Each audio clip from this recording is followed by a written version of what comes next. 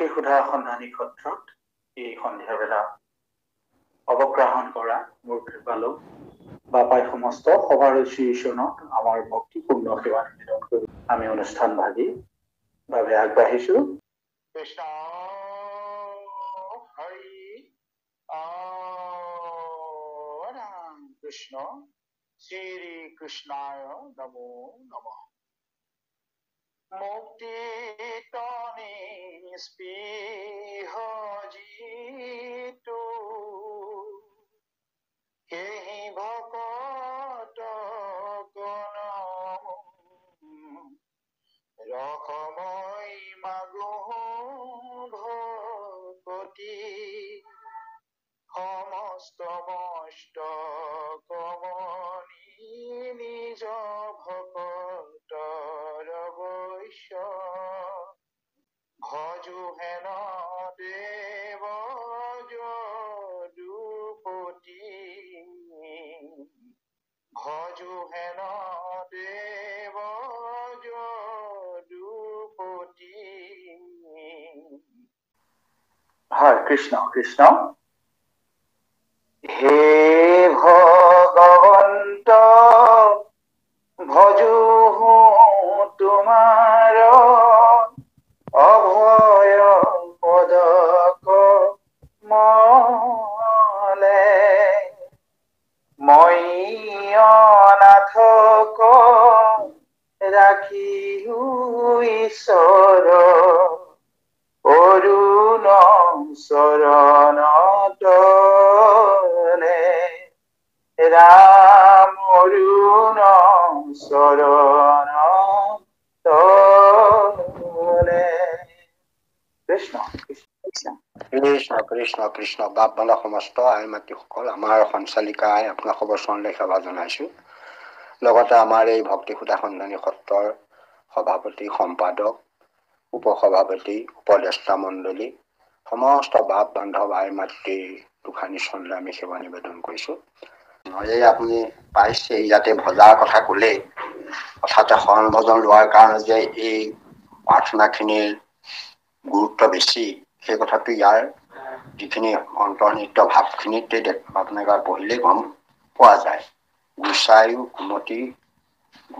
কুমতি আগতে কৈ গ'ল, এতিয়া কৈছে হে ভগৱন্ত ভজুহো তোমাৰ অভয় পদ কমলে মই অনাথক ৰাখিও ঈশ্বৰ অৰুণ চৰণ তলে। গতিকে ভগৱন্তৰ চৰণক অভয় চৰণ বুলি কোৱা হয়, অভয় পদ কমল।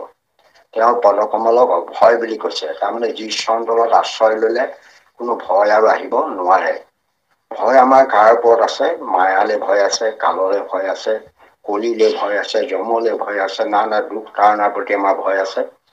সেইকাৰণে আমি সেই ভয়বোৰৰ পৰা পৰিত্ৰাণ পাবলৈ নানা ব্যৱস্থা কৰো, কিন্তু একমাত্ৰ মানে অভয় স্থান হৈছে ভগৱন্তৰ পদকমলে।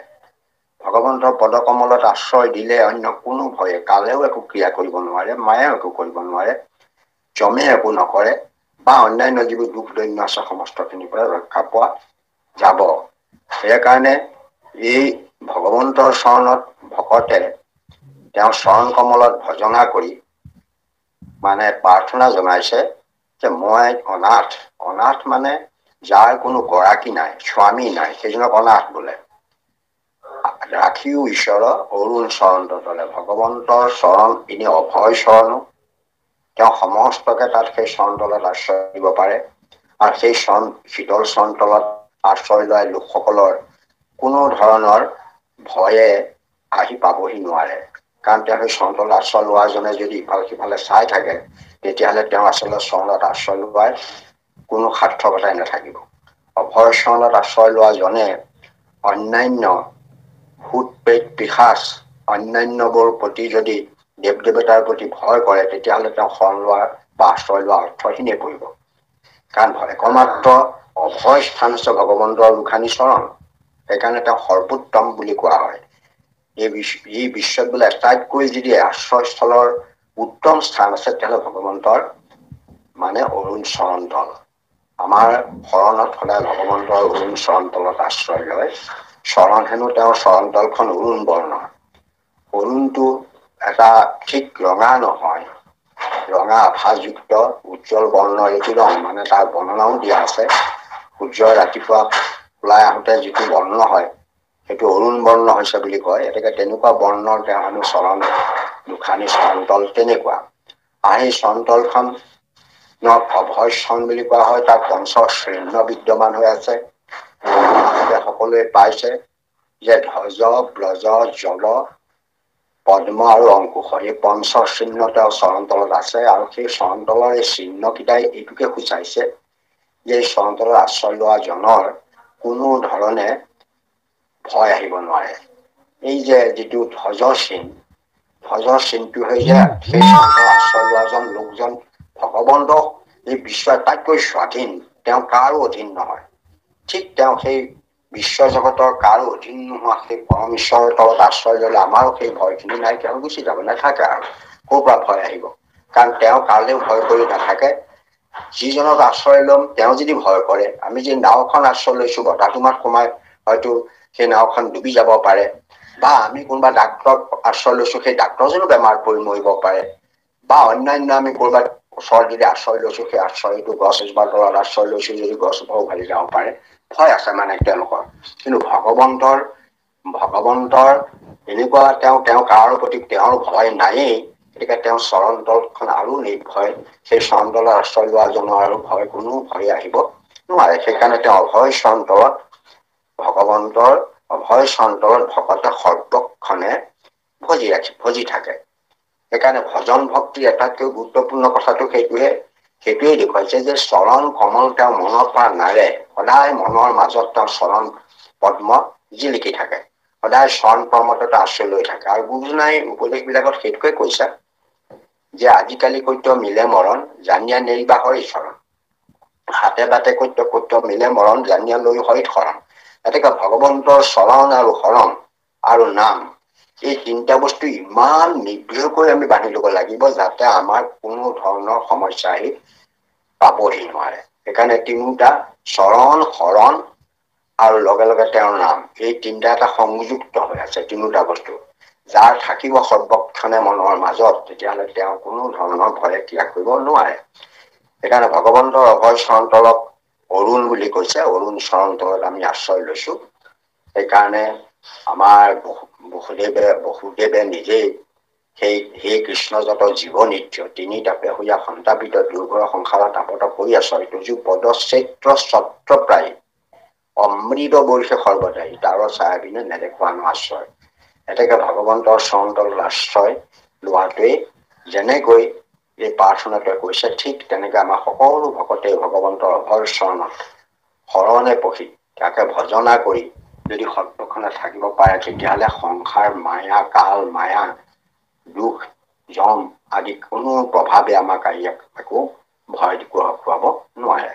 এয়া এই ঘোষা ফাকি আমাৰ ভক্তসকলক, শৰণ ভজন লোৱা লোকসকলক দৃঢ়ভাৱে ভগৱন্তৰ চৰণত ভজনা কৰিবৰ কাৰণে এয়া আমাক উৎসাহ যোগাইছে যে আমি ভগৱন্তৰ চৰণ যাতে একেবাৰে শুদ্ধ ভাৱে সৰ্বক্ষণে ভজি থাকিব পাৰো, তাৰ প্ৰতি আমি চেষ্টা কৰিব লাগিব। কৃষ্ণ। বা পিছৰ ঘোষালে যাওকচোন, প্ৰাৰ্থনা আৰু কৈ যাওক কৃষ্ণ। হে কৃষ্ণ কৃপা ময় প্ৰভু মুখ কৰা কৃপায়ে মান তোমাৰ চৰণে ৰহু আমাৰ সদায় নিৰ্মল জ্ঞান ৰাম সদায় নিৰ্মল জ্ঞান। কৃষ্ণ কৃষ্ণ কৃষ্ণ কৃষ্ণ কৃষ্ণ। এয়া ভকতে ভগৱন্তৰ চৰণত প্ৰাৰ্থনা নিবেদন কৰিছে যে হে কৃষ্ণ কৃপাময় প্ৰভু মোক কৰা কৃপা হিমান, তোমাৰ চৰণে লহুক আমাৰ সদায় নিৰ্মল জ্ঞান। আমাৰ কি হয়, ভগৱন্তক আমি ভজিছো, আমি শৰণো লৈছো বা ভজনো লৈছো, কিন্তু আমাৰ নিৰ্মল জ্ঞানটো হৈ নাথাকে। নিৰ্মল হৈ জ্ঞান নাথাকে কাৰণটো কি, সংসাৰত এনেকুৱা ধৰণৰ মানে মায়াই আমাক প্ৰভাৱান্বিত কৰি ৰাখিছে, যিকোনো প্ৰকাৰে আমি মনবিলাক চঞ্চল হৈ গুচি যায়। কাৰণ আমাক তাক পৰীক্ষাও কৰে সময়ে সময়ে, সেই পৰীক্ষাবিলাকত আমি ফেইল হৈ গুচি যাওঁ। কাৰণে আমাক মনটো নিৰ্মল হৈ নাথাকে। নিৰ্মল কৰি ৰাখিবলৈ হ'লে ভগৱন্তৰ কৃপা লাগিবই। ভগৱন্তৰ কৃপা নকৰিলে আমাৰ মনটো নিৰ্মল নহয়। কেলেই নহয়? কাৰণ মায়াই সদায় চেক চাই আছে মনটোক অঁতৰাই নিবৰ কাৰণে। কলিয়েটো চেষ্টা চলাইয়ে থাকে। আকৌ কালৰ প্ৰভাৱত আমি পৰি আছো। তেতিয়া এইবিলাকৰ যোগেদি আমাৰ মনবিলাক নিৰ্মল কৰি ৰখাটো বৰ জটিল। সাংসাৰিক যিবিলাক চাৰিওফালে লোক পাইছো, দেখিছো, শুনিছো, এইবিলাকৰ লগত আমি বাৰ্তালাপ নকৰাকৈ, তেওঁলোকৰ লগত সংগতি নকৰাকৈ, তেওঁলোকৰ লগত কোনো সম্পৰ্ক নকৰাকৈ থাকিব নোৱাৰো। কোনোবা ঠাইলে গৈছে কিবা এটা কামৰ কাৰণে, আপুনি তাত 10জন লোক গোট খাই পেলাই কিবা এটা কথা উলিয়াই দিলে, ৰাজনীতিৰে হওক বা অন্যান্য হওক, তাত আপুনি ভাগ ল'বলগীয়া হৈ যায়। ভাগ লৈ যাওঁতে ভাগ নোলোৱাকৈও থাকিব নোৱাৰে। ভাগ ললেও কেতিয়াবা সেইবিলাকে আমাক মনটোক অপবিত্ৰ কৰি পেলাই। আমি কাৰোবাৰ পক্ষ ল'ব লাগিব, কাৰোবাৰ বিপক্ষ হ'ব লাগিব। এইবোৰ কৈ যাওঁতে আমাৰ মন বিলাক কেতিয়াবা মানে মলিয়া আৱৰি ধৰে। সেইকাৰণে আমাৰ এই সংসাৰ জাতটোক ভগৱন্তই কৃপা কৰিব লাগিব, যাতে আমি এনেকুৱা লোকহে লগ পাম যিসকলে সদায় ঈশ্বৰৰ কথাহে চিন্তা কৰে বা ঈশ্বৰৰ কথাহে আলোচনা কৰে। তেতিয়া আমাৰ মনটো বেয়া ফালে নাযায়। যদি ভগৱন্তই কৃপা কৰে তেতিয়াহে সম্ভৱপৰ হ'ব। আমাক এনেকুৱা পৰিৱেশ যাতে সৃষ্টি নকৰে, যিটো পৰিৱেশৰ যোগেদি আমাৰ মন বিলাক চঞ্চল হৈ যায়, মন অপবিত্ৰ হৈ যায়। কাৰণ ভগৱন্তই কৃপা লাগিব। সেইকাৰণে সেই কৃষ্ণ কৃপাময় প্ৰভু মোক কৰা কৃপাই সিমান। তুমি কৃপা কৰিব লাগিব প্ৰভু, যাতে তোমাৰ চৰণত আমাৰ মন বিলাক সদায় যাতে নিৰ্মল জ্ঞান হৈ থাকে, যাতে একেবাৰে কোনো মলিয়ন নহয়, সদায় পবিত্ৰ জ্ঞানময় হৈ থাকে, যাতে সদায় তোমাৰ চিন্তাকে কৰিব পাৰো, তোমাৰ নামৰ চিন্তাকে কৰিব পাৰো, তোমাৰ ভকতৰ কথাকে চিন্তা কৰিব পাৰো, বা তেনেধৰণৰ তোমাৰ চৰণহে যাতে চিন্তা কৰিব পাৰো, তোমাৰ নাম গুণকহে যাতে সদায় মনৰ মাজতে আহি থাকে। এই ভাববিলাক তৈয়াৰ কৰিব তুমিয়ে দিব পাৰিবা। কাৰণ যিহেতু তুমি কৃপাময়, তুমি কৃপাৰ সাগৰ। তুমি কৃপা নকৰিলে মই তোমাৰ নামো ল'ব নোৱাৰো। তুমি কৃপা নকৰিলে তোমাৰ মই চৰণো চিন্তা কৰিব নোৱাৰো। তুমি কৃপা নকৰিলে মই সাধু সংগ লাভ কৰিব নোৱাৰো। গতিকে সমস্ত তোমাৰ ওপৰতে নিৰ্ভৰ কৰিছে প্ৰভু। যিহেতু তুমি কৃপাময়, হে কৃষ্ণ তুমি কৃপাময়, তুমি মোক কৃপা কৰা। এনেকুৱা কৃপা কৰা, এই মানে কৃপা কৰা, এনেকুৱাই কৃপা কৰা, যাতে তোমাৰ চৰণত যাতে সদায় নিৰ্মল ভাৱেৰে, কোনো ধৰণৰ কপট এটা নকৰাকৈ, কোনো ধৰণৰ মানে ভোগ বিলাসৰ কামনা আদি নকৰাকৈ, নিৰ্মল ভাৱে তোমাৰ চৰণত, অৰ্থাৎ নিষ্কাম ভাৱে যাতে তোমাৰ চৰণত মই বহিব পাৰো। কাৰণ প্ৰহ্লাদে যেনেকে কৈছিলে, তোমাৰ অকাম ভৃত্য আমি, তুমিও নিষ্কাম মোৰ স্বামী। কাৰণ আমাৰ এটা সমস্যা আছে যে আমি নিষ্কাম হ'ব নোৱাৰো। কেলে নিষ্কাম হ'ব নোৱাৰো? কাৰণ আমি সংসাৰৰ মাজত সোমাই আছো, বিষয় ভোগৰ মাজত সোমাই আছো। আমাৰ ঢেৰ কামনা আছে। ল'ৰাটোৱে ভালকে পাছ কৰকচোন, HS পাওক, IS হওক, বা আমাৰ মানে কি কয়, ঘৰ বাৰী ঘৰ দুৱাৰ বিলাক ভাল হওকচোন, বা বেমাৰ ব্যাধি নহওকচোন। এই চিন্তা চৰ্চাবোৰ আমি হলেও ভাল চিন্তা হলেও আমি কৰো। গতিকে এইবিলাক কামনা ভাৱনাৰ মাজত আমি সদায় থাকো। গতিকে থাকিলে আমাৰ হয়তো তাৰ কাৰণে আমি কেতিয়াবা এটা মানে কাৰোবাক কিবা এটা লাভ লোকচানৰ কথা বিবেচনা কৰি কেতিয়াবা আমি শুদ্ধ পথৰ পৰা ত্যাগ কৰি যাবলগীয়া হৈ যাব পাৰে। গতিকে এইখিনি আমাৰ সংসাৰত থাকিলে এইখিনি ঘটিবই।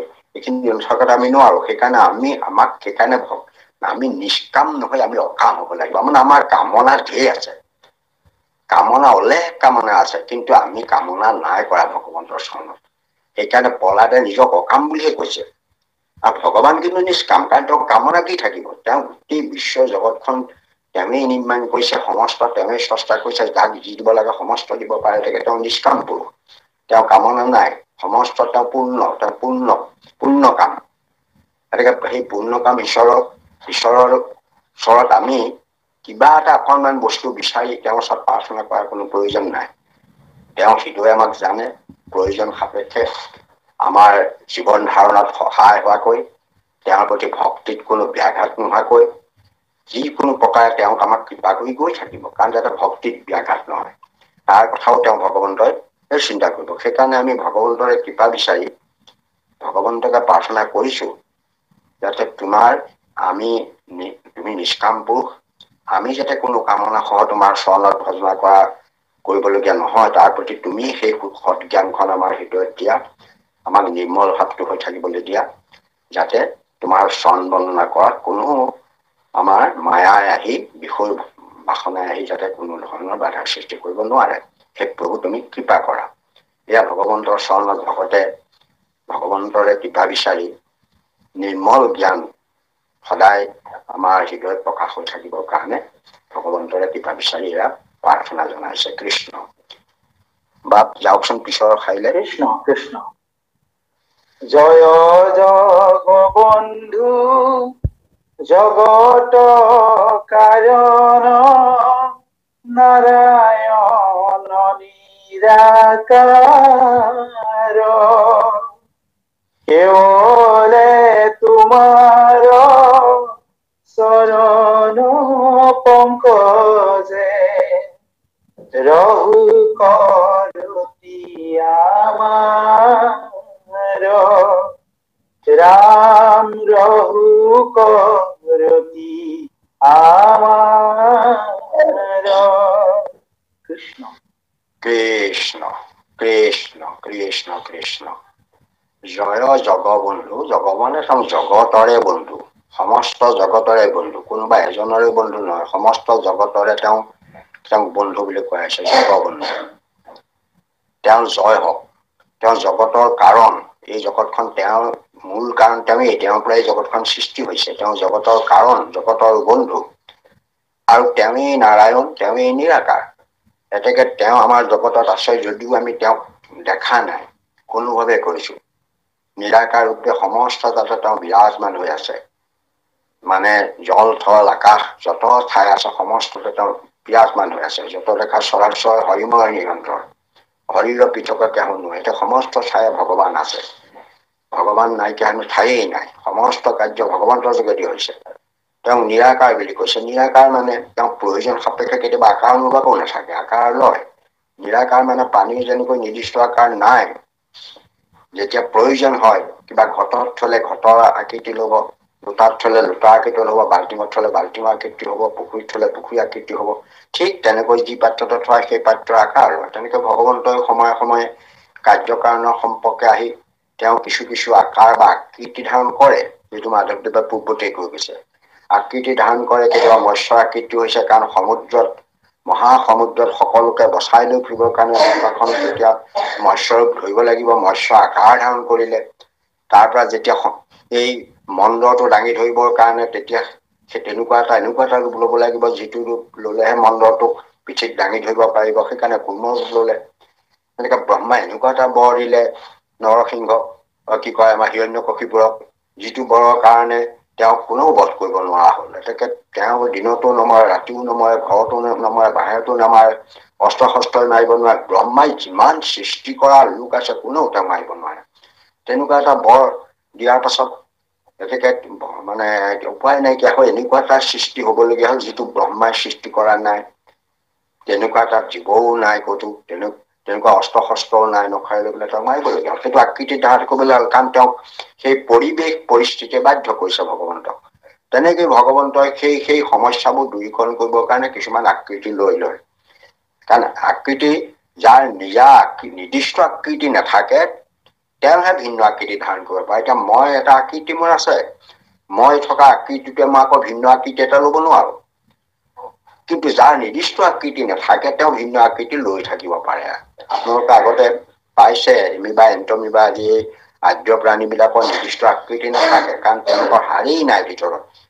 মাত্ৰ তেওঁলোকৰ লুথুপীয়া অকল সেই এককোষী বা দ্বিকোষী বহুকোষী জীৱবিলাক আছিল, সেইবিলাকৰ গাত হাড় চাৰ নথকাৰ কাৰণে তেওঁলোকে যেনেকুৱা ফালে সঞ্চালন কৰে তেনেকুৱা চেহেৰাটো হৈ যায়। নিৰ্দিষ্ট আকৃতি নাই কাৰণে তেওঁলোকে ভিন্ন আকৃতি ধৰি থাকিব পাৰে। ঠিক তেনেকে ভগৱন্তৰো নিৰ্দিষ্ট আকৃতি নাই কাৰণে তেওঁ প্ৰয়োজন সাপেক্ষে তেনেধৰণৰ আকৃতিবোৰ ধাৰণ কৰি আমাক জগতখনৰ কাৰ্য সম্পাদন কৰে। তেওঁক নাৰায়ণ বোলা হৈছে। নাৰ মানে জল বুলি কোৱা হৈছিল। প্ৰথমে তেওঁ হেনো জলতে শয়ন কৰিছিলে, সেইকাৰণে তেওঁ নাৰায়ণ নাম পালে। সমস্ত তত্ত্ববোৰ থোপাই নাও কৰিছিল।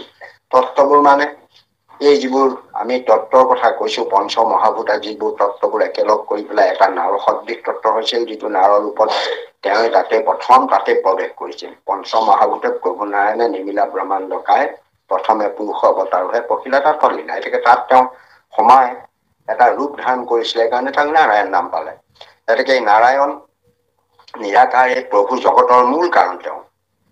এই জগতখনত যেতিয়া প্ৰথমতে পৰম ব্ৰহ্ম আছিল, পৰম ব্ৰহ্মই সেই নাৰায়ণ ৰূপ ললে, সেই নাৰায়ণ ৰূপ লৈ পেলাই জগতৰ কাৰণ হ'ল। জগতৰ কাৰণ হ'ল জগত সৃষ্টি কৰিলে মায়াক লগত লৈ, মায়াক লগত লৈ জগত সৃষ্টি কৰি পেলাই এইদৰে পঞ্চমহাভূতৰ যোগেদি, পঞ্চ তন্মান্তৰ যোগেদি গৈ গৈ গৈ গৈ ২৪ তত্ত্ব নিৰ্মাণ কৰি সমস্ত তত্ত্বসমূহ একেলগ কৰি বিশাল আকাৰ এটি তেওঁ মহাজাগতিক যাক আদি বিজ্ঞানসকলে অন্ধ বুলি কৈছে, এটা সুবৰ্ণ অন্ধ তৈয়াৰ হৈ পেলাই সমুদ্ৰত ভাহি পৰিছিল। মানে এই প্ৰলয়ত মাজত ভাঙি পৰিছিল। আৰু সেইটোকে বিভঞ্জন ঘটাই মানে ভগৱন্তই বিভঞ্জন ঘটাই মানে বিশ্বব্ৰহ্মাণ্ডখন সৃষ্টি কৰিলে। ভগৱন্তৰ কৃপাতে সমস্ত জগতৰ সমস্ত গ্ৰহ নক্ষত্ৰ তৰা আদিৰ সৃষ্টি হৈছে, গছ তৃণ লতা আদিৰ সৃষ্টি হৈছে। এনেকে সেইকাৰণে যিমানবোৰ কৰিছে তেওঁৱেই কৰিছে, জগতৰ সেইকাৰণে কাৰণ বুলি কৈছে। প্ৰতিটো বস্তুৰ কাৰণ তেওঁৱেই প্ৰথমটো সৃষ্টি। আমাৰ পাছত হয়তো কোনোবা এটা হৈছে, কিন্তু মূল কাৰণ ভগৱন্ত। সেইকাৰণে তেওঁ জগতৰ বন্ধু, তেওঁক জয় কৰিছে, জয় দিছে। সেই জয় জগবন্ধু, সেই জগতৰ সমস্ত জগতৰ বন্ধু, জগতৰ কাৰণ তুমি নাৰায়ণ, তুমি নিৰাকাৰ, গতিকে তোমাৰ জয় হওক। ভকতে কৈছে কেৱলে তোমাৰ চৰণ পংকজে ৰঘুক ৰতি আমাৰ। মাত্ৰ আমি কেৱলে তোমাৰ চৰণ পংকজে, আমি অন্যত ৰতি কৰিবলৈ কোৱা নাই। ভগৱন্তৰ চৰণ দুখানিক মাত্ৰ ৰতি প্ৰীতি কৰিবলৈ কৈছে। কেৱল বুলি কওঁতে আমাৰ বেলেগ আৰু দুটা নাথাকে, মাত্ৰ। কেৱল শব্দটো অৰ্থ মাত্ৰ, ইংৰাজী ক'লে অনলি হ'ব। মাত্ৰ তোমাৰ চৰণ পংকজে, চৰণ পংকজৰ লগত তুলনা কৰিছে, পদুমৰ লগত তুলনা কৰিছে, চৰণ কমলৰ লগত তুলনা কৰিছে, পদ পংকজ বুলি কৈছে। কেতিয়াবা চৰণ পংকজ কয়, কেতিয়াবা পদ পংকজ কয়, কেতিয়াবা মানে বিভিন্ন ধৰণে চৰণ যুগল বুলি কয়। এয়া ভগৱন্তৰ চৰণৰ কথাকে কৈছে। তোমাৰ চৰণ পংকজত আমাৰ যাতে সদায় ৰতি প্ৰীতি হৈ থাকে, তোমাৰ চৰণতে যাতে সৰ্বক্ষণে আমি মজি থাকিব পাৰো। যেনেকৈ পদুম ফুলত ভোমৰাবিলাক মন প্ৰাণ দি মজি থাকে, ঠিক তেনেকে আমিও যাতে তোমাৰ চৰণ যুগলত পংকজত যেনেকৈ পদুম ফুলত যেনেকৈ ভোমৰা বিলাক মজি থাকে, আমিও যাতে তোমাৰ চৰণ পংকজত সৰ্বক্ষণে মজি থাকিব পাৰো। তাৰ কাৰণে তুমি কৃপা কৰিব লাগিব প্ৰভু। তুমি কৃপা কৰা, তেতিয়াহে আমি পৰম গতি সাধিব পাৰিম, তেতিয়াহে আমি আমাৰ জীৱনৰ সাৰ্থকতা হব। ৰহুক মানে ৰতি মানে আমাৰ যিটো মানে ৰক্তি বা ৰতি প্ৰীতি সদায় তাতে মজি থকা, সেই অৰ্থটোক প্ৰকাশ কৰিছে। আমাৰ সকলোৰে যাতে তোমাৰ চৰণতে মজি থাকিব পাৰো, তাৰ প্ৰতি তুমি কৃপা কৰা। কৃষ্ণ বাপ যাওকচোন, তাৰ পিছৰ ঘোষা থাকিলে। কৃষ্ণ কৃষ্ণ। দীন দয়াশীল দেৱ দামোদৰ, দিনক নেৰিও মোক হেন কৃপা কৰা, তুজু পাৱে মোৰ সহজে ৰতি মিলুক। ৰাম সহজে ৰতি মিলুক। কৃষ্ণ কৃষ্ণ কৃষ্ণ কৃষ্ণ কৃষ্ণ। দীন দয়াশীল, দীন শব্দতে দত দীঘইকাৰ দন্ত্যান, দীন শব্দটোৱে দৰিদ্ৰ বুজায়, দুখীয়াক বুজায়। আৰু দহ চোকা দি নহলে দিনটোক বুজায়, কালক বুজায়, সময়ক বুজায়। গতিকে এতিয়া দিন মানে এইখিনিত দুখীয়াক বুজাইছে, যাৰ মানে দুখীয়াসকলক দিন শব্দও প্ৰকাশ কৰি বুজায়। দিনৰ প্ৰতি দয়াশীল। দুখীয়া মানে এইটো বুজোৱা নাই যে ধনৰ দুখীয়া অৰ্থটোকে কৰা নাই। বহু ক্ষেত্ৰত এজন মানুহ দুখীয়া হব পাৰে। অকল ধন টকা পইচাটোৱেই নহয়, যে মই হয়তো ভকতি কৰিব নোৱাৰাটো ক্ষেত্ৰতো মই দুখীয়া, কাৰণ মই তোমাক প্ৰাৰ্থনা কৰিব নজনাটোতো মই দীন হৈ আছো। তোমাক সেৱা কৰিবও ভালকে নাজানো, তেতিয়াও মই দীন। মই কেনেকৈ তোমাৰ চৰণ ভজিব লাগে তাৰ নিয়ম নীতি নজনাতো মই দীন। আজি বহু ক্ষেত্ৰত দীন শব্দটো খাটে। সেইকাৰণে দীন দয়াশীল দেৱ দামোদৰত, দিনক নেৰিও মোক। এতিয়া মই বৰ দুৰ্ভগীয়া, মই বৰ দুখীয়া, তোমাৰ কেনেকৈ ভজিব লাগে, তোমাৰ প্ৰাৰ্থনা গুণ যশ একো নাজানো। গতিকে তুমি তুমি হলা দয়াশীল, দিনক দয়া কৰিব পৰা তোমাৰ ক্ষমতা আছে। তুমি সমস্ত দুখীয়া নিচলাক তুমি দয়া কৰি ফুৰা, সেইকাৰণে দয়াশীল তুমি। সেই দীন দয়াশীল প্ৰভু দেৱ দামোদৰ শব্দটো হৈছে আচলতে দামৰ উদৰ। তাহানি দামৰিক উদৰ পূৰণ কৰিছিলে যে গাড়ী নৈতো দুখনতে দামৰি মেলে গৈ, এয়া ভগৱন্তই কৰিছে পেলাই তাই দামোদৰ নাম পাইছিল। পাছত কোনোবাই সেই দামোদৰ নামটো গ্ৰহণ কৰিছে। গতিকে তেওঁ ভগৱন্ত বৰ কৃপাময়, তাৰমানে সকলোকে কৃপা কৰিছে, আমাকে কৃপা কৰা নহয়। আনকি জীৱ জন্তু গৰু গাই আদি সমস্ত প্ৰতি তেওঁ বৰ কৃপাময় আছিল। দিনকে নেৰিও মোক, যে মোক প্ৰভু তুমি নেৰিবা, মোক দয়া কৰা। হে প্ৰভু তুমি দীন দয়াশীল, দেৱ দামোদৰ, তাকে জানি ময়ো দিন, এনেকে মোক তুমি নেৰিবা। মই দুখীয়া নিচলা, হতাশাগ্ৰস্ত, মোৰ কোনো গুণ জ্ঞান আদি নাই। এনেকে তুমি কৃপা কৰি মোক তোমাৰ চৰণত আশ্ৰয় দিয়া। হেনক কৃপা কৰা তজু পাৱে মোৰ সহজে ৰতি মিলিব। এনেকুৱা এটা তুমি কৃপা কৰা যাতে সহজে মই তোমাৰ চৰণত সেৱা কৰিব পাৰো। এতিয়া ধৰকচোন, আমি হয়তো প্ৰাৰ্থনা গাবলৈ ভাবিব লাগিব, আমাক নাম এষাৰ কাইলৈ গাবলৈ দিলে সেই কীৰ্তনটো মুখস্থ থাকিব লাগিব, বা আমি ঘোষা মুখস্থ থাকিব লাগিব, তাল মানেদি জানিব লাগিব, বৰগীত গাবলৈ ৰাগ জানিব লাগিব। এই কথাবোৰ নাজানিলে এজনে মানুহ নাম এষাৰ কেনেকৈ গাব? গতিকে তেওঁ বৰগীতত কোনটো সময়ত কোনটো বৰগীত গাব লাগে, ৰাগ তাল এইখিনি এটাখিনি তেওঁ জানি পেলাইহে বৰগীতটো পৰিৱেশন কৰিব পাৰিব। কোন সময়ত কেনেকুৱা কীৰ্তন দিব লাগিব, কীৰ্তনৰ পদখিনি মুখস্থ থাকিব লাগিব, তেহে পাৰিব। গতিকে এই কথাবিলাক জনাজনেহে এজনে নাম কৰিব পাৰিব। যিজনে একো নাজানে তেওঁ দিনো নহয় কি হব, তেওঁ একোৱেই নাজানে। এতিয়া প্ৰভু মই নামৰ নিয়মো নাজানো, ৰাগ সঞ্চাৰ একো নাজানো, নীতি নিয়মো নাজানো, পদ্ধতি নাজানো, কোনো পদঘোষাও মুখস্থ নাই। গতিকে মই একেবাৰে দিনহীন, মই একেবাৰে অতি দুখীয়া, সকলো ক্ষেত্ৰতে দুখীয়া। গতিকে তুমি কৃপা কৰা, তুমি এনেকুৱা কৃপা কৰা প্ৰভু, যাতে তজু পাৱে মোৰ সহজে ৰতি মিলিব। মোক মাত্ৰ এটাই তুমি কৃপা কৰা, যাতে মই মনটো সদায় তোমাৰ চৰণত ৰতি প্ৰীতি কৰি থাকে। এইকণটো কৃপা তুমি কৰি দিয়া, মোক একো নালাগে। সেইখিনি কৰিবলৈ মই এতিয়া নোৱাৰিম, আৰু মোৰ সামৰ্থ্য নাই, সেইখিনি শিকিবলৈ মই নোৱাৰিব পাৰো।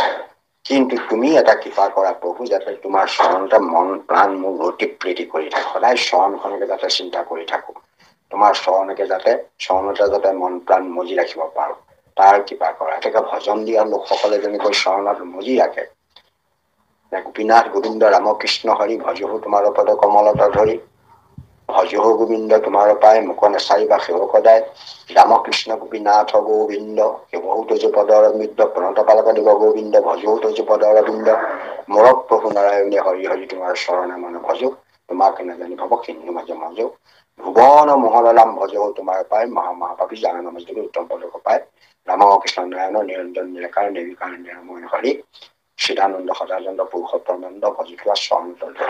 গতিকে ভগৱন্তৰ চৰণত বন্দনা কৰি ৰতি প্ৰীতি কৰি থকা যিটো ব্যৱস্থা, সেই ব্যৱস্থাখন তুমি দিয়া, যাতে মই একো গাব নোৱাৰিলো, অন্ততঃ তোমাৰ চৰণতে যাতে মন প্ৰাণ মজি ৰতি প্ৰীতি কৰিব পাৰো, সেই কৃপাটো তুমি কৰা।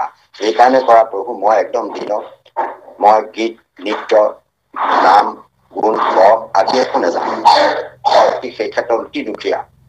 তুমি অন্যহাতে দয়াশীল, কৃপা কৰি মোক তুমি মোৰ দিনৰ প্ৰতি কৃপা কৰা, যাতে তোমাৰ চৰণতে মন প্ৰাণ সদায় ৰতি প্ৰীতি কৰি থাকে। তাৰ কৃপা কৰি তুমি মোক এই সংসাৰত তোমাৰ ভক্তিত যাতে মন প্ৰাণ মজি থাকে, তাৰ কৃপা কৰা বুলি ভগৱন্তৰ চৰণতে ভকতে এয়া ভগৱন্তৰ কৃপা বিচাৰি সেৱা জনাইছে।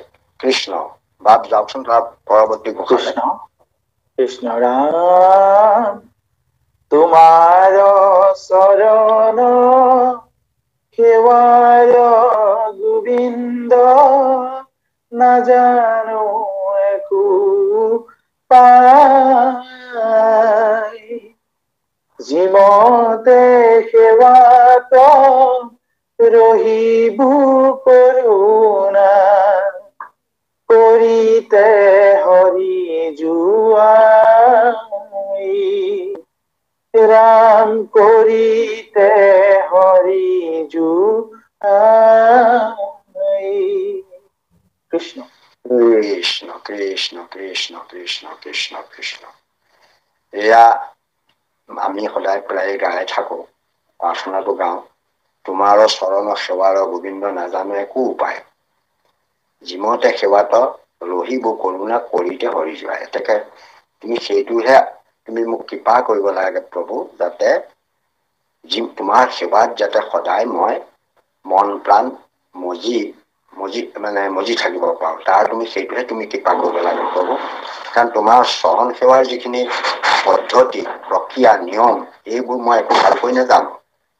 তোমাৰ চৰণক সেৱাৰ গোবিন্দ নাজানো একো উপায় মানে নিয়ম নীতি। যিকেইটা পদ্ধতি একো নাজানে। কিছুমান নিয়ম নীতি পদ্ধতি আছে, যিটাক নিত্য নিয়ম নীতিক বুলি কোৱা হয়।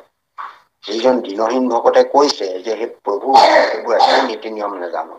কোনটো কৰিলে তুমি সন্তুষ্ট হবা, কোনটো কৰিলে তুমি মোৰ প্ৰতি কৃপা কৰিবা, এই কথা মই একো নাজানো। নিয়ম নীতি, কোনটো প্ৰাৰ্থনা কেতিয়া কৰিব লাগে, ৰাতিপুৱা কোন সময়ত কোনটো কৰিব লাগে, গধূলি কোন সময়ত কৰিব লাগে, কেনেধৰণে কৰিব লাগে, এইবিলাক মই একো পদ্ধতিগত নীতিবোৰ একো নাজানো। তোমাৰ চৰণ সেৱাৰ যিটো পদ্ধতি, সেই গোবিন্দ ভগৱন্তৰ নাম গোবিন্দ। আপোনালোকে সবে জানে যে গৌৰ ইন্দ্ৰপাতি তাহানি পুৰন্দৰে আহি এই উপাধিটো তেওঁক দিছিল। সেই গোবিন্দ তোমাৰ চৰণ সেৱাৰ কোনো নীতি নিয়ম পদ্ধতি মই একো উপায় নাজানো। সেইকাৰণে তোমাৰ চৰণত যাতে মই সদায় মজি থাকিব পাৰো, সেই কৰোণাটো তুমি মোক কৰা। এই কৰোণাটো কৰিবৰ কাৰণে তোমাৰ ওচৰত মই সেৱা জনাইছো। কৰিতে হৰি যোৱা মানে সেইটোকে কৰিবলগীয়া, সেইটোহে মোক কৰা তুমি। অন্য মোক একো অন্য জ্ঞান দিব নালাগে, যাতে তোমাৰ চৰণত মজি থাকিব পাৰো। মোক তুমি এই কি কয় প্ৰাৰ্থনা কেনেধৰণে সেৱা কৰিব লাগে, কেনেধৰণে ভক্তি কৰিব লাগে, কোন ধৰণৰ স্তুতি প্ৰাৰ্থনা কৰিব লাগে, এইবোৰ মই বিচৰা নাই। মাত্ৰ তোমাৰ যাতে চৰণত সদায় তোমাৰ সেৱাতে মন প্ৰাণ মজি থাকিব পাৰো, হৰি সেইটোহে তুমি মোক কৃপা কৰিব লাগে। গতিকে তুমি মোক কৃপা কৰা, যাতে তোমাৰ চৰণত মই মন প্ৰাণ বজাই ৰাখিব পাৰো। তোমাৰ কথাকে চিন্তা কৰিব পাৰো, খাওঁতে বহোতে উঠোতে সকলো সময়তে যাতে মই তোমাৰ চৰণ বন্দনা কৰি থব পাৰো, তাৰ প্ৰতি তুমি কৃপা কৰা। কাৰণ আমাক এটা কথা আছে কি, আমি বিষয় জঞ্জালৰ মাজত সোমাই আছো। বিষয় জনজালৰ মাজত সোমাই থাকোতে হৰিয়ে যদি কৃপা কৰে, তেতিয়াহ'লে হৰি নাম লবলৈ মনত পৰিব।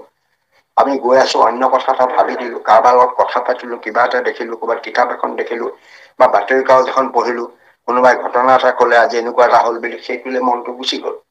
গতিকে মনটো গৈ অন্যফালে গুচিয়ে যাবগে, মন ঘূৰি নাহে বহুত দেৰিলে। কিন্তু ভগৱন্তে মনত পেলাই দিব লাগিব যে তুমি এইবোৰ কলৈ গৈছা, এইবোৰ তোমাৰ কাম নহয়। এইবিলাকৰ পৰা তোমাৰ কি হব? কাৰোবাক শাস্তি দিব, কি কৰিব, তাৰ কাৰণে তুমি চিন্তা কৰি মূৰ ঘমাই বহিবলৈ কি দৰকাৰটো? যে তুমি তোমাৰ কাম কৰা। তোমাৰ কামটো হৈছে তোমাৰ ভগৱান মোৰ চৰণ তলত তুমি একান্ত ভাৱে ভজনা কৰা, তেতিয়াহে তোমাৰ এই জীৱনটো সাৰ্থক হব। তেতিয়াহে তুমি মোৰ অংশ যে ভগৱন্তৰ অংশ, সেই অংশৰ যিটো সাৰ্থকতাটো তেতিয়া আহিব।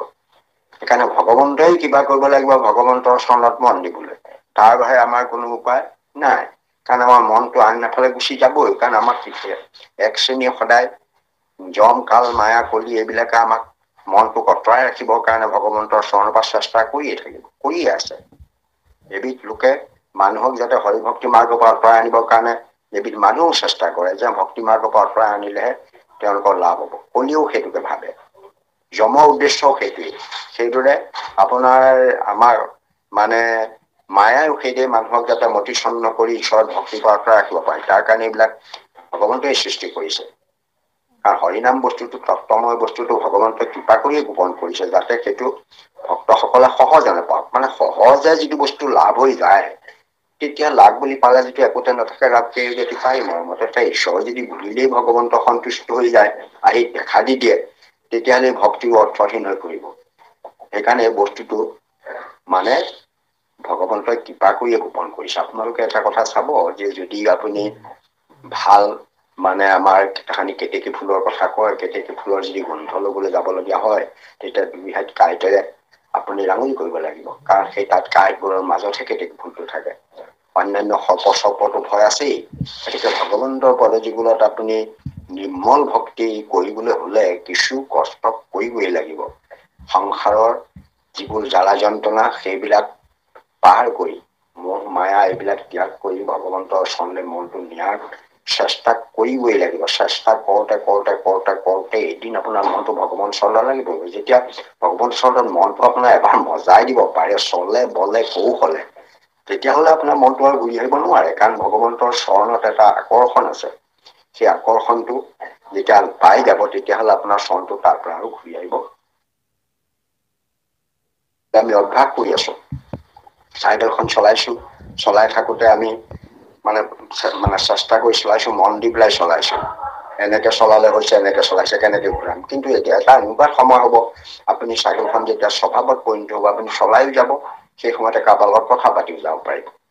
আপোনাৰ কিবা এটা আপুনি মানে মোবাইলতো কথা পাতি যাব পাৰিব। এই যে স্বভাৱত যেতিয়া পৰিণত হৈ যাব, তেতিয়া আৰু কোনো সমস্যা নাথাকে। সেইকাৰণে হৰিনাম চিন্তা কৰোঁতে কৰোঁতে কৰোঁতে কৰোঁতে ভগৱন্তই যেতিয়া কৃপা কৰিব, তেতিয়াহ'লে ঈশ্বৰৰ নাম, ঈশ্বৰৰ চৰণ, ঈশ্বৰৰ শৰণ এইবিলাক একেবাৰে স্বভাৱ সিদ্ধ হৈ পৰিব। তেতিয়া স্বভাৱ সিদ্ধ হ'লে আৰু আমাৰ কোনো সমস্যা নাথাকে। সেয়া কৃপা কিন্তু ভগৱন্তই কৰিব লাগিব, আনে কৰিলে নহ'ব। আমি কৰোঁ বুলি কেতিয়াও কৰিব নোৱাৰোঁ। খাটাং আমি কৰোঁ বুলি ক'লে কেলেই নহ'ব, কাৰণ এইকেইটাই আমাক বাধা দিবই নহয় সদায়। এইকেইটাই বাধা দিবই। সেইকাৰণে তাক ভগৱন্তৰ আমি কৃপা বিচাৰিছো ভকতে। শৰণ ভজন লোৱা লোকসকলে, প্ৰভু তুমি আমাক কৃপা কৰা প্ৰভু। আমাৰ নিয়মত আমি শৰণ ললো, নিয়মত ভজন ললো, যদি তোমাক ভজিব পৰা যিকেইটা উপায়, সেই উপায়কেইটা তুমি দিয়া, যাতে তোমাৰ চৰণত মন প্ৰাণ সদায় নিৰন্তৰভাৱে মজি থাকে।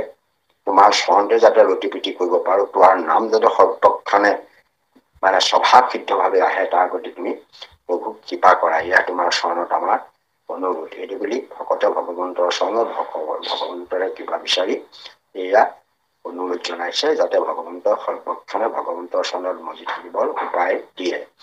কৃষ্ণ বাপ যাওকচোন পিছৰ ঘোষালে। কৃষ্ণ। হে ৰাম হে প্ৰাণ হৰি, দান্তে তৃণ ধৰি, মাগো তোমাৰ পাৱে।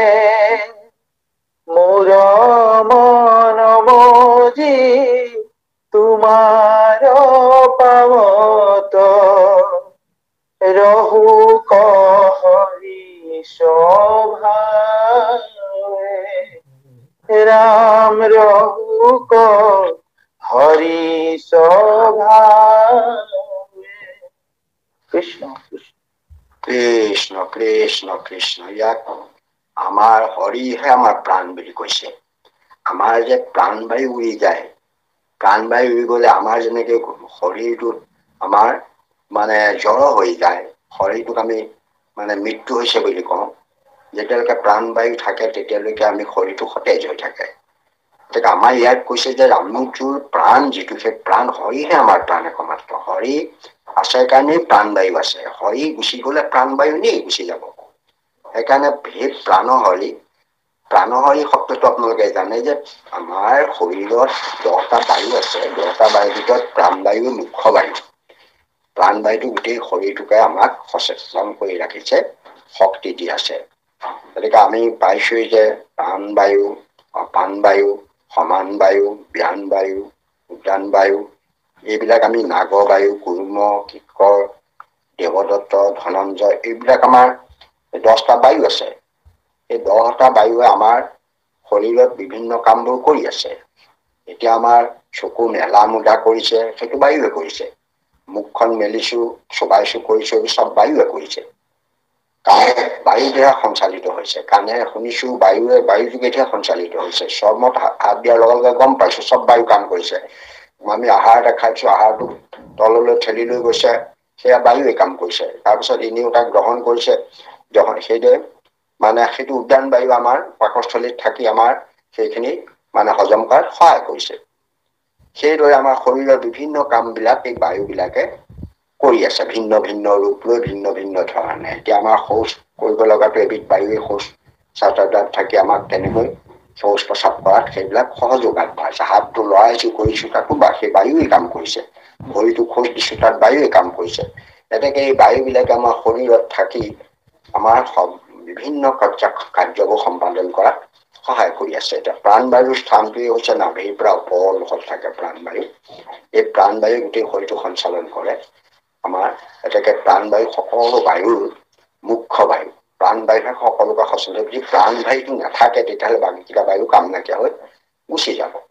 আমি এতিয়া বহুতেই প্ৰাণবায়ু বুলি ক'লে অক্সিজেনটোকে বুজায়, যে আমি অক্সিজেন উশাহত লৈছো, লৈ পেলাই সেই অক্সিজেনখিনিয়ে গৈ পেলাই আমাৰ শৰীৰত অন্যান্য কামবোৰ কৰি আছে। ইয়াৰ পৰা আকৌ বাকীবোৰ বায়ুৱে যিবিলাক আঁতৰাই দিছে, উলিয়াই দিছে, কাৰ্বন ডাই অক্সাইড, এনাৰ গেছ আদি কৰি সেইবিলাক পনীয়া বাষ্প আদি কৰি আকৌ শৰীৰৰ পৰা বাহিৰলৈ উলিয়াই দিছে। এই কামটো কৰি আছে কাৰণেই আমাৰ ইয়াত জীৱটোৱে নিজৰ কাৰ্য সম্পাদন কৰি থাকিব পৰা হৈ আছে। গতিকে প্ৰাণবায়ু যেতিয়া যাব তেতিয়া ইয়াত আৰু কোনো কাম নাথাকে। প্ৰাণবায়ু কেতিয়া যাব, তাৰ আগতেই হৰি গুচি যাব লাগিব। হৰি গুচি গলে তাত প্ৰাণবায়ু আৰু ৰৈ থাকিবই নোৱাৰে। সেইকাৰণে ইয়াত এই প্ৰাণবায়ুৰ ওপৰত গুৰুত্ব দিছে যে সেই প্ৰাণ হৰি, অৰ্থাৎ তুমি মোৰ প্ৰাণটোৰ গৰাকী, তুমি প্ৰাণৰ গৰাকী তুমিয়েই। তুমি আছাৰ কাৰণে মোৰ শৰীৰটো সজীৱ হৈ আছে, শৰীৰটোৱে কাৰ্য সম্পাদন কৰি আছে। গতিকে আমি বিভিন্ন কাৰ্যবোৰ সম্পাদন কৰি থাকিব পৰা হৈ আছো। সেইকাৰণে ভগৱন্ত আমাৰ হৃদয়ত থকা প্ৰাণহৰি বুলি কোৱা হয়। আৰু দান্তে তৃণ ধৰি মানে একেবাৰে দাস্যভাৱ। দান্তে তৃণ ধৰি মানে আটাইতকৈ দাস্যভাৱ। তাহানি হেনো ভগৱন্তই যেতিয়া মৌলিকধ্বনি কৰিছিল, তেওঁ মৌলিক বিভিন্ন ধৰণৰ তেতিয়া গীত গাইছিল, তেতিয়া তেওঁ গোৱালসকলে কি কৰিছিলে নাজানো, কিন্তু সেই গৰু বিলাকে হেনো ঘাঁহ খাই থাকোতে তেওঁলোকে ঘাঁহ কামুৰি মুখত লৈ একান্ত মনে ভগৱন্তৰ গীতবোৰ শুনিছিল, শুনি আনন্দ কৰিছিল, তাতে মজি আছিল গৰু গাই বিলাকেও। এতেকে আটাইতকৈ দাস্য। গৰু গাই বিলাকে একো স্তুতি মিনতি প্ৰাৰ্থনা একো নাজানে, কোনো একো কৰিব নাজানে, কিন্তু কৃষ্ণই জগতৰ ঈশ্বৰ এইটো তেওঁলোক দৃঢ় বিশ্বাস আছিল যে কৃষ্ণ থাকিলে আমাৰ কোনো বিপদ হব নোৱাৰে। এই বুলি কৃষ্ণক তেওঁলোকৰ মানে সমস্ত তেওঁলোকৰ গৰাকী বুলি তেওঁলোকে মনত ভাবি লৈছিল। সেইটো বাহিৰেদি প্ৰকাশ কৰিব নোৱাৰে।